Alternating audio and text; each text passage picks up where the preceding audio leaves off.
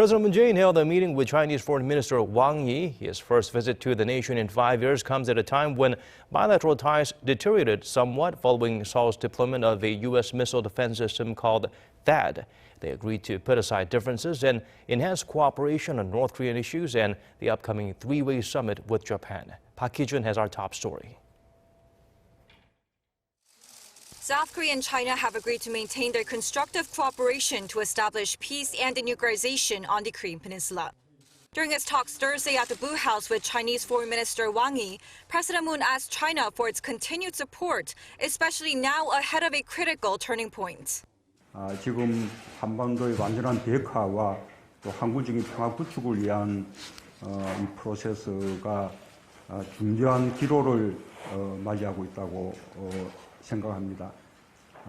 해롭고 평화로운 한반도라는 새로운 한반도 시대가 열릴 때까지 중국 정부가 지속적으로 관심을 가지고 지원해 주실 것을 당부합니다. President Moon also asked China for its support for his vision to transform the demilitarized zone into a global peace zone.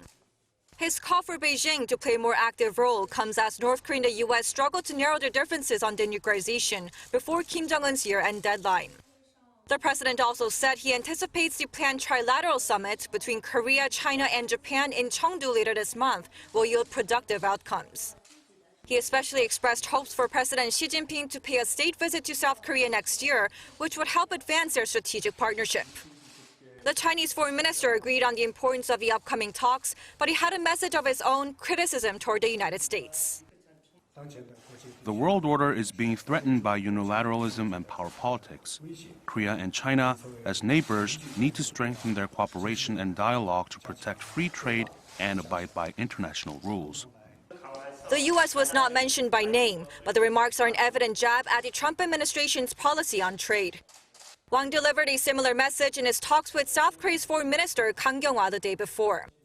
Also at a luncheon Thursday with Korean politicians and business leaders, he said the world order has been damaged by unilateralism and hegemonic acts, adding that China's rise is inevitable.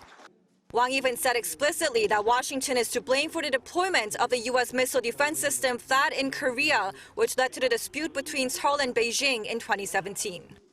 According to the Chinese Foreign Ministry, Korea and China have agreed to work together to handle the THAAD issue appropriately, respecting each their interests. Hee-jun, Arirang News.